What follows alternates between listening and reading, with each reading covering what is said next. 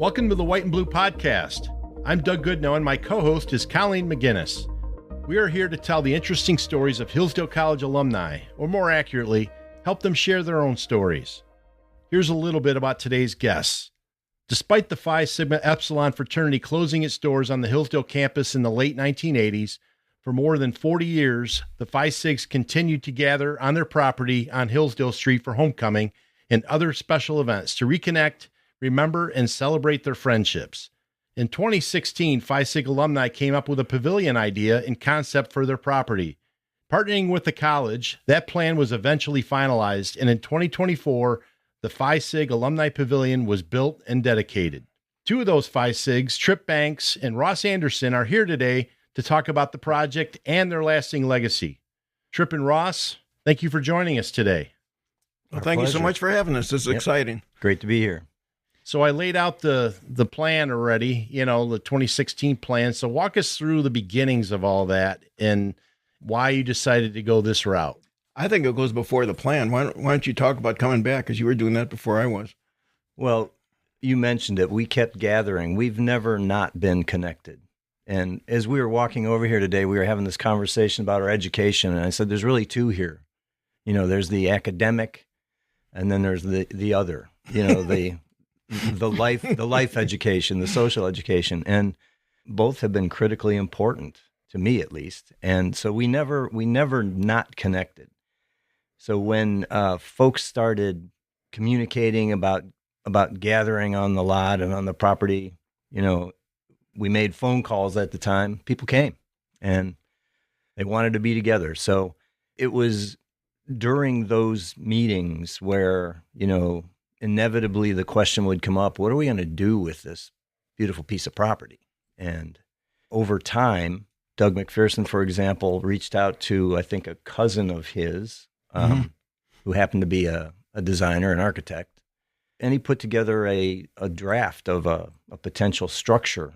And we all kind of got behind that idea quickly. But the problem was somebody needed to take the first step. And so after several years really of coming back and discussing this, we were sitting in our circle, where we were holding our business meetings on the lot in our lawn chairs. And, I looked over at Mark Conan sitting next to me and I said to Mark, why don't we take this? Why don't we just jump in and do this? Mark was a banker his whole life. I'd been in business my whole life. We'd both been in leadership roles. It was just I'm sitting there literally looking at Broad Lawn and looking at the beautiful green space. And I said, this has to work. This will work. Well, each year we got closer and closer to thinking, well, pretty soon we're going to have to build wheelchair ramps here. What are we going to do? Yeah. And if you sell the property, it's not going to be life-changing, to divide the money or anything like that. So the initial discussion was, as you said, what are we going to do with this place? And so we'll donate it to the school possibly. And Doug came up with this concept, and it looked more like a park house. Just four posts and a roof, and but we were going to name each of the posts Learning, Character, Faith, and Freedom, or something along those lines. We wanted some recognition that the Greek life does parallel Hillsdale's ideals. So that is, I'm backtracking a little bit, but that's kind of where it started once we decided on that. Yeah. Well, so we reached out. We just made a connection. And actually, I made a connection too early. I reached out to Rich Payway to set up a meeting, and my team wasn't ready, so I got yelled at. So we canceled that one. When we were ready, we reached out to Rich and to Colleen, and we had put together a little presentation packet to kind of explain where our minds were, what we had in mind, and we came up and pitched. And it was interesting because the looks on the faces in the room, as someone who studies those things, the look on Colleen's face was another project. You had so much going on, and Rich's face was. You could just tell he was thinking. He always does. He was clicking through, the ideas and the thoughts. And when we broke up that afternoon, there was no promise that anything was going to go forward, but I just felt really good about the connection we'd made there. And lo and behold, took off. I was going to say, when you came back and reported to us, he said, well, I don't know what happened. It was just, I'm not sure where we're going, guys, but we made our presentation. Yeah. Yep. So I want to go back just a little bit, because what I find so remarkable about you both and the rest of the folks that have led this group and then the group is your interest and passion for staying connected with the college. You're connecting with each other, sure, and that's a tie that's been very unifying for many years. But you've been using that tie to benefit Hillsdale, especially as of recent. And I am also a Greek as a Pi Phi, and a lot of the other, I will say, groups, they stay involved for their own entity's benefit. And I don't see them as much engaging with the work of the college and trying to further that. And that, as the former alumni director and is still working with alumni in a variety of ways, that's what we want. I mean, that's like the ultimate pinnacle of what we want alumni to do and be. And where does that come from with your group? And how have you stayed so close for so long in such an organized way? I think part of that's a legacy of Hillsdale in general, and not just necessarily the Phi Sigs. It's leadership and self-governance and that sort of thing. It's not like we had a grand plan and, okay, let's go do something. But what we have 3.5 board members right now, giving back. On the alumni board. Alumni board, right. And these guys all volunteered. And, well, Ross took a little persuasion. But Ross is just a pensive guy. I was busy. But that is part of the legacy, I guess, is the leadership side of things, And we were all, Ross and I were both president of the House. Ross twice, as a matter of fact. We also had leadership positions on campus. And a lot of the Phi Sigs did as well. I mean, year after year. And so I just think that's part of our general legacy is to stay involved. I don't know it was a plan, obviously. It wasn't a plan, but I would say this. If you were to survey our guys, they would probably to a man say that the days we spent together here were so meaningful to us. And so it became pretty easy, really, as we got into the conversation about what we would have to give up to get, what we wanted to accomplish. It was kind of an easy decision. We just felt like that piece of land, that property, it just deserved to be great spot, part of the college. And so it really wasn't a difficult decision, but I think it all stems from the fact that the time we spent here was just super meaningful. And as students, but also just as people who are learning to live life. And I wouldn't trade a minute of it. I wouldn't trade any one of them to this day. And we don't always agree on everything, but no, we don't. But that's part of life. And so yeah, conflict is important to move forward, right? Well, that's one of the important things I've always said about the Greek system, and I'm not quite sure how this fits into the question and all, but once a week you're in a meeting with your peers and chapter meeting, and you learn when to speak up, you learn when to shut up, you learn when to agree with friends, and you have to disagree with friends and that sort of thing, and you do that once a week for 4 years. What class can you take that teaches you that? None.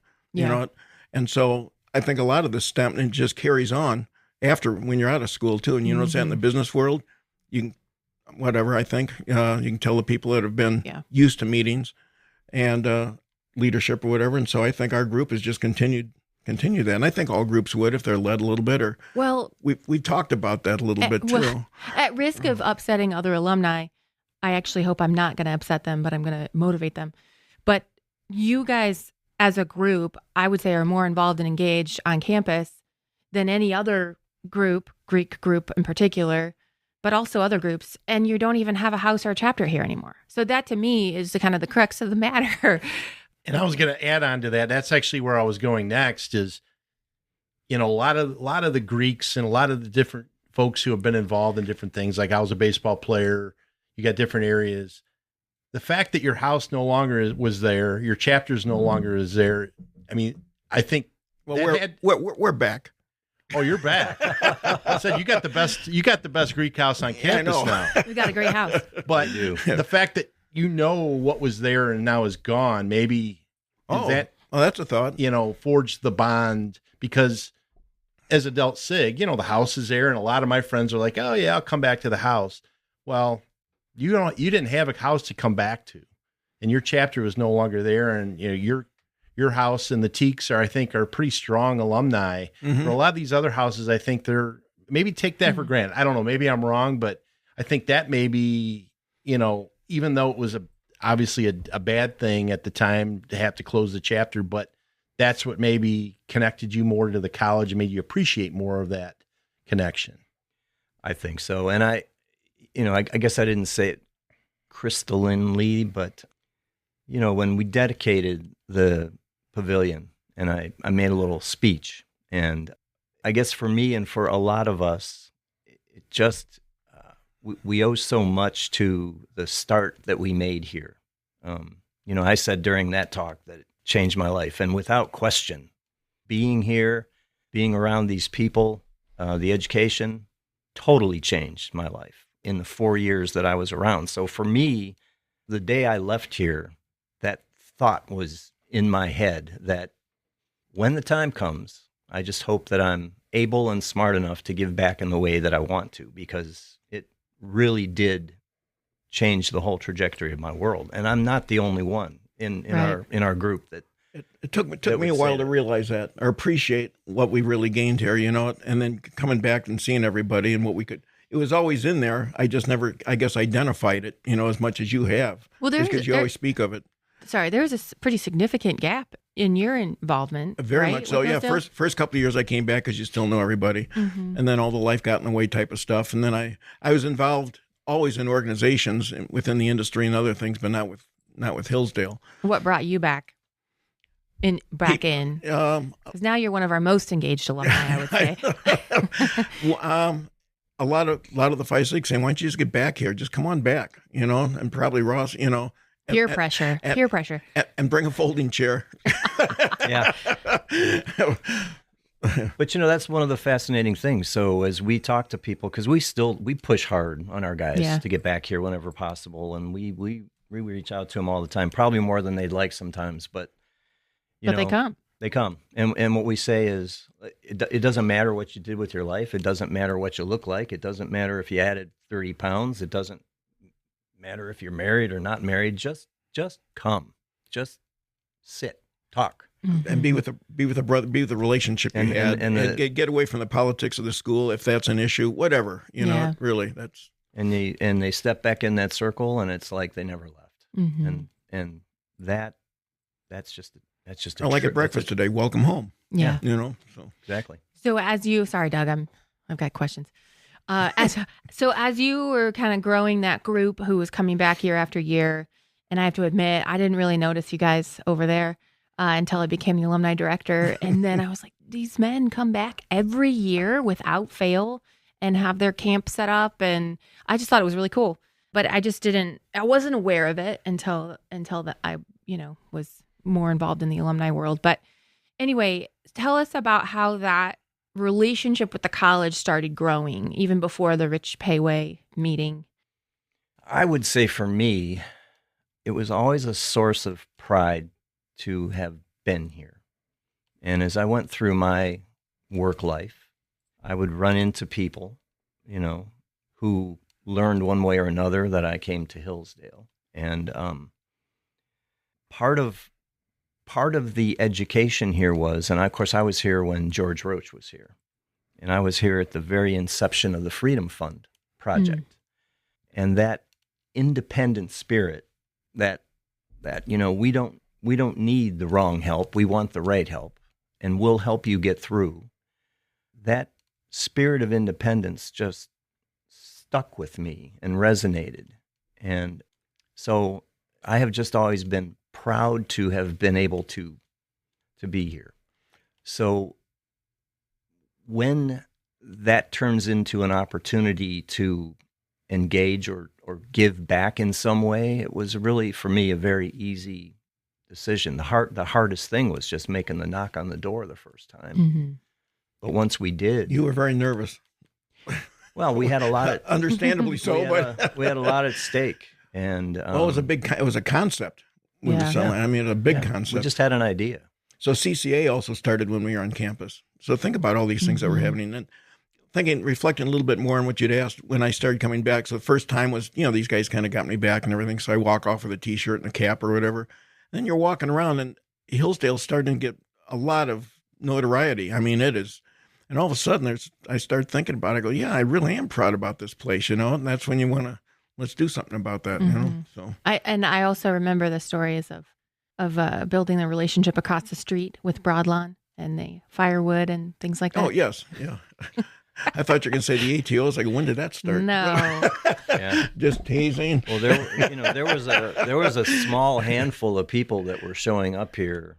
That's not something Tripp and I can take any credit for, because there was a small group of people who were showing up every single year, pulling a camper onto the lot, or like 8 or 10 small. I mean, yeah, very small. And, sometimes homecoming's in October and it gets pretty chilly out there. There's been snow out there. And literally Penny walked across the street and offered those guys firewood and said, just take what you need. And that started something special that, Doug said it the other day when he said, sometimes the smallest of acts of kindness can have huge impacts. That brings something else up too. Before we really engaged with this whole idea and everything, Dr. and Penny used to walk across the street. And I mean, they've got their hands full during homecoming. They got bigger fish to fry, but they would spend 20 minutes, half hour with us every time, just walk over. And Dr. Arnott just gets swarmed, and everybody's throwing questions at him. I think he kind of enjoyed it. Oh, yeah. And one time he just kind of said, you guys are crazy. That's what I like about you. And it was just. Sounds like him. Well, it was very warm. And all of a sudden, there is another connection here. And they like us too, So it was fun. Yeah, and we'd always tell people that if you're coming to homecoming on Saturday, chapter meeting is going to be at 10. Well, it's never at 10 because it's whenever the Arns decide that they've had enough and they go back across the street. So we kind of build the weekend around it. Yeah, I love that story. That's a great story. Well, I think we're going to take a quick break here, and we'll be back with the White and Blue podcast in just a moment.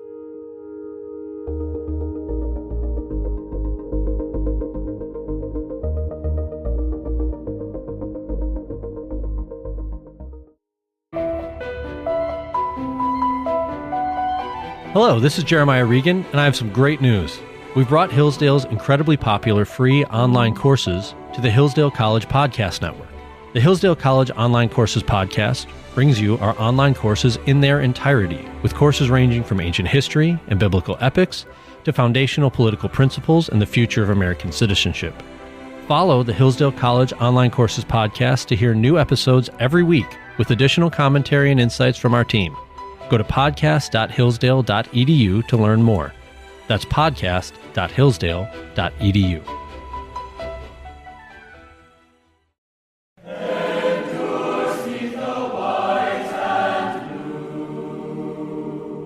Now it's time for the Hillsdale History Minute, where we bring a slice of Hillsdale College history to the White and Blue podcast. The 82nd anniversary of D-Day was June 6th. The only Hillsdale College student known to have fought and died in the Battle of Normandy was Frank Moran. The Seattle area native attended Hillsdale after briefly enrolling at Washington State University and was a member of the Alpha Tau Omega fraternity. He was also a member of the Army's 507th Parachute Infantry Regiment that was part of the D-Day operation. According to newspaper accounts, First Lieutenant Moran was killed in action on June 15, 1944. He is buried in the Normandy American Cemetery near Omaha Beach. A group of Hillsdale alumni and friends recently visited his grave during the Alumni Europe tour and paid their respects. Welcome back to the White and Blue podcast, where we have Phi Sigma Epsilon alums Tripp Banks and Ross Anderson. Guys, we were talking about Dr. Arnn and Penny before the break here, and we wanted to follow up a little bit. So, Colleen, is it true that you crowned, I don't know, is it pinned? Or whatever it is, presented Penny, Mrs. Arnn, as your sweetheart? That is true. Absolutely. Yep. Easy to do. Yep. So that little act of kindness that we talked about really resonated. And so I'm sure it was Doug McPherson who came up with the idea that, let's honor that. And it was funny because, we'd come back every year, and, in true Phi Sig style, we're like, well, we'll have tea with Penny. So, we're literally heating water up in a little pot in the tent, where we've tapped into electricity someplace, and I'm sure there was a tea bag involved, and I'm sure it was terrible. Probably the worst tea she's ever enjoyed in her life. But true to form, she smiled, very gracious, very gracious about it. So, but we went out and the Phi Sig official flower is a white tea rose, and you just don't find those everywhere. So I think we had to have them specially ordered in or something. So we ordered those, and we gave her white tea rose. And then we had a beautiful award that had her name on it, spelled it out, and thanked her for her friendship. Mm-hmm. So, yeah. It's really cool. It's a great story. Well, the kindness went a long way, and created. She's very special. During the dedication, I look up, and here's a station wagon that's backed up to the pavilion, and the back flips up. Penny gets out, and there are all these red flowers or whatever that she has, and she's putting them around. I go, "What are you doing?" She goes, "Well, red's your Phi Sig color, isn't it?" I said, "You got to be kidding me!" And then she said, "I put some across the street too, so they all match." Yeah, she went over. I remember she went over and emailed me and said, "I just don't think it's I want to prepare the place for the dedication a little bit more than it is." And I didn't think a whole lot of it, but I was like, "That's great. I'm in the middle of things, and thanks." Sounds great. And she did that. So, I mean, it's really, really special. Well, that's surprising. She didn't want any credit for it, No. So we talked about the pavilion. Now it's finished. So let me ask you this. What's your favorite part of the pavilion? As Ross and Tripp look at each other. Yeah. I stumped you. That's a first. I tell you what, the whole thing it's wonderful. Yeah, I don't know that I have a favorite part. I think the fire pit is great because it's large enough that you can put a lot of people around it. Every time we get together, if it's not raining, that thing's being used, eventually ends up there. And the night ends up there. And then we originally just wanted a barbecue grill. We've got a whole outside kitchen. The indoor area, what we did last year is we've had trouble getting some people back. And we actually did a Zoom with some people. It wasn't quite as successful as we wanted, but we did a Zoom and got an alumni back. And so the whole group is in there inside with the big TV monitor up there. I mean, that was really cool to be able to start bringing people in. And I think, that's something that a lot of other groups on campus could try, is doing some sort of Zoom. It may sound kind of sappy, but it worked. It got, so we're going to pursue that this year too. Mm-hmm. And actually, that goes back to when we were still in the process of trying to get an agreement, The biggest kind of negotiation. There were two negotiations, by the way. There was one with our guys, and there was one with Hillsdale. And we had an idea what we wanted, but we had never actually put it on paper. I think Rich had an idea what was going to work, and so we were talking to each other and sometimes a little bit around each other, and we had some pretty spirited conversations within our group about what we really wanted to pull together. And we finally got on the same page. We got on the same page. And then I remember during a particularly spirited call, we got a little frustrated with each other, and, things get said. But out of that came the seed that turned into a literal cut and paste exercise on a piece of graph paper, sent that across. And we put together basically a narrative saying, we need to think a little bigger, because think about what this could be.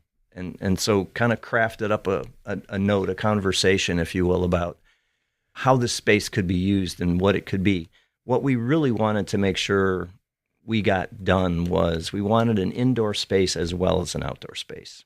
Because at our age, we really didn't need to sit around a fire pit in the snow any longer. So, if we could create an indoor space that could be used for multiple purposes, everybody was going to win. And, once we kind of had that breakthrough, then it was really smooth sailing after that. Thanks. Like any business presentation, kind of decide who your audience is, Yeah. what the purpose is, and then you come up with the product. You know, it's like marketing 101 almost, you know? Mm-hmm. And so once we backtracked a little bit and decided, okay, how is this going to be used? We want a kitchen? Yes. Do you want a fire pit? Yes. Do you want indoor? Yes, we do. And Rich really ran with it, I've got to say. I mean, he was so helpful. And another thing that helped was he reached out to the student activities Yes. committee here. Yeah. And he heard from them many of the things he was hearing from us. So Here's a blank piece That of they paper. would have What do you loved guys to want? have, yeah. Yeah. and that was beautiful. So, and you had objections. I remember them, and you're sharing them now, that you had objections from within your own body. How did you get around those? What would you say was the kind of the driving force in your leadership that enabled you to bring everyone together on this, project and get them behind it? Because that's not an easy thing to do. That was the hardest thing to do. It was. Because everybody was emotional about what we were trying to accomplish. No matter how they demonstrated it, everybody had a real emotional stake in trying to get the best thing done that we could. We just kept pounding away and compromising. And then literally we started passing pictures around. You should talk to Congress about that. Yeah. Anyway, No keep going. kidding. No kidding. But we literally were passing diagrams around saying, what about this? What about that? And we were naming rooms. We were having fun naming rooms. we were putting dimensions on the They were all thing. Greek names. Because we just wanted it to be super useful and comfortable. We get 40 people back, and if it's raining outside, we need a place for 40 people. If we want to do a dinner outside underneath the roof, and we have 40, 50, 60 people, we want it to be comfortable. We finally got through all of that internally, but it was just the process. To your question, the process was we just kept pounding away, and sometimes we argued. Mm-hmm. But a lot of it came down to, we just said, listen, this is what Rich does for the school day in and day out. Look how many projects he has. We've got to trust him on dimensions and the scope and some things like that. Such an important word. Because if there was one thing that that was never really said out loud, but that we had to overcome, it was the trust factor. We had to. Well, you're giving your property, you're relinquishing, the control you'd had for years, and exactly right. And I think that was, I got there quickly because, and it was because I was the one talking with Rich. I was the one in front of you guys.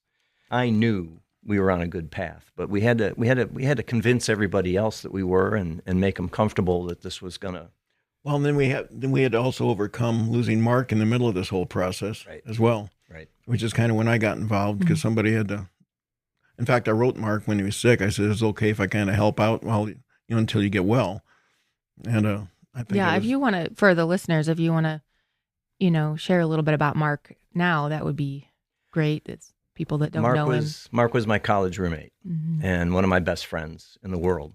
And so when I kind of had a vision for what the next step should be, I tapped him. He got drafted. He didn't really have an option. But he played Mark was very analytical. He was a banker his whole life. And so, he's very much a realist about things. So as we'd go through the process and we would be talking amongst ourselves or with Hillsdale, he'd always be the guy that would come to us and be that voice of reality about, you're aiming too high, you're aiming too low, that's never going to fly, Pretty blunt, but he had with a good wit, Right. And so I'm the communicator, I'm the one interfacing with the school. Doug is kind of the driver in the background. Mark was the guy in between us. And so, one of the purposes he served and did a really good job of during the process was when Ross got frustrated, Ross is calling Mark, and Mark would set me straight.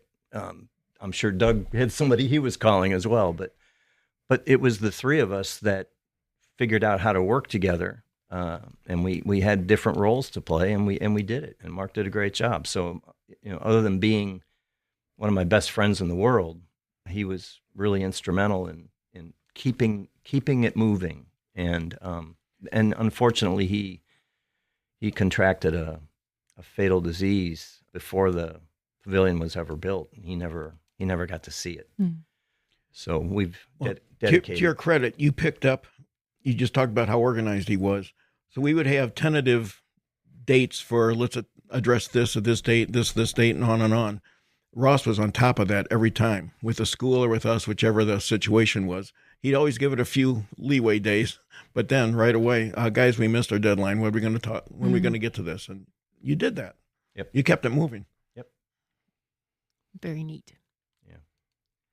So in part, why you're here today is we decided to kind of break our rules a little bit with our alumni awards. And we usually honor individuals. And this time around for the Tower Award, which is our service award to the college, we picked the Phi Sigs. So since you're kind of a special group already, tell me about, Mom always said I was special. Yeah. Well, the Tower Award is to honor folks for their service to Hillsdale. So it's this kind of unique, it's a very special award. In my opinion, it's the best award. So, well, thank you. So, yeah, tell me a little bit about, when you heard that news and what it means, as a group to be able to get this award. We were so flattered, astounded, surprised. I don't know what adjectives we can all use. I just said, this never happens, and our group really, because we take a lot for granted. As I said, we don't have a grand plan. Let's help the college and do this and do this. Things are just kind of organic, and it happens in a great way, obviously. And so when this came out and the quote rules were broken or whatever, and be to the first ones, we really felt that was something we appreciated. Believe me. Well, and the word that I keep coming back to is grateful. That's how I feel about it. It was a bit of a shock, a stunner, and I, for one, am so very grateful. So very happy about it. Awesome. Well, we are too. It's very deserving. Very deserving. Well, thank you. I don't know. Anyway, but it's been such an honor for me to work with you all. And I think my part was trying to drive and facilitate the fundraising aspect of the pavilion, which was a lot of fun. Of course, when it was all said and done, not only are you guys giving the property to us, but you also ended up helping and raising most, the majority of the funds from within your group. So just your generosity to the college in so many ways, all of the ways in which we want alumni to be involved, time, treasure, talent, helping to grow the mission of the college in whatever way that you can. It's just been such a joy for me to get to know all of you guys. And so I really appreciate you. Well, just want you to know. And I'm glad that you said that, because I'm so proud of how our Phi Sigs stepped up and, trusted us with the process, trusted that we'd get a great outcome, donated what they could, and at the end of the day, a lot of money. And thankfully, and not surprisingly, the end result, I think, far exceeded what many of us thought was going to be possible going in. And when I talked about, know your customer, and we try to, what are the uses is going to be used, we could never imagine everything is being used for right now. That's awesome. I mean, somebody classes, there was studying, parties. There's there was a graduation party for the academy recently, things like that. I mean, just how fantastic. It's a great spot. I've been by, and there've been two different groups, and one guy barbecuing and somebody else over at the fire pit, at the same time. I mean, Red, White, and Blue weekend. We actually had another group we let use it last night instead of our own space. So that's how much. That was a mistake, Doug. But it was, but it shows you how much it's in demand, as my point was being. Yeah. So, it's definitely getting more and more popular, it seems, by the year. And I think, the vision that you guys laid out for this is, and I see any student or something, I'll say class of 76. And I said, well, I was involved with the Phi Sigs. Oh, boom. And then all of a sudden it registers. Let this be a lesson. And usually with a thank you. To the others. Yeah. What are you going to do for us? No, I'm just kidding. Well, wait till you see what we got planned next. I would say this, and, maybe Doug says something about it, at the awards banquet. There are other groups around campus here that if they have an idea, a little flicker of flame about something they'd like to get accomplished, Yes. it can be done. And it just takes that first knock on the door. But it also, might not be. So we got to make sure we lay the groundwork for good expectations. Well, I think that's right. I think the key word is partnership, right? Yeah, you guys were willing to partner with the college, did. not just come in and tell the college this is what we're doing. That's the most critical point. It went two ways, obviously, Yeah. And we didn't know what to expect. Well, when's the last time this was done? Never, so. Yeah. So now we've set the pace, maybe Mm-hmm. others hopefully will consider, make some That's considerations. it. And my message is simply don't be afraid. Try. Mm-hmm. Think about it and try. Maybe it's a no, but that's okay. Yeah. And I think especially when alums, as Doug just said, with partnership, when they come alongside the work of the college and want to enhance what we're doing, like we're all maxed out and pretty serious goals and objectives for the college and for the future and where we want to go. And when alums come alongside us and say, here's how I want to help advance also with you, like that's a huge blessing to us. If it's, diverting us from what our grand mission is and that stuff. But you guys did that. That's what you did. You came alongside, and this will, benefit the college in so many ways. And it was exactly true. Especially when the quad's torn up. Where else do you go? That's a very good point. Mm-hmm. Who knows how long that will be, but hopefully soon. Rich is good at his job, so. Indeed. He is. Well, guys, I know I've been blessed to get to know you through this whole process. Thank you. When I came back, this was literally like the first project that Colleen handed to me. It was like, hey, help these guys raise some money and get the word out about this project. So it's been a fun ride, and it's great to be able to see the finished product. And Well, you helped us a lot with sending out asks on letterheads for the different houses and stuff like that. I mean, you had a lot of unique concepts. yeah, well, it was my pleasure. And again, just thank you for being involved and taking an interest in the college and all the things that you're doing. So hopefully you have a great weekend this weekend with all your brothers, and we'll see what comes next. Congratulations. Thank Thank you. Appreciate it.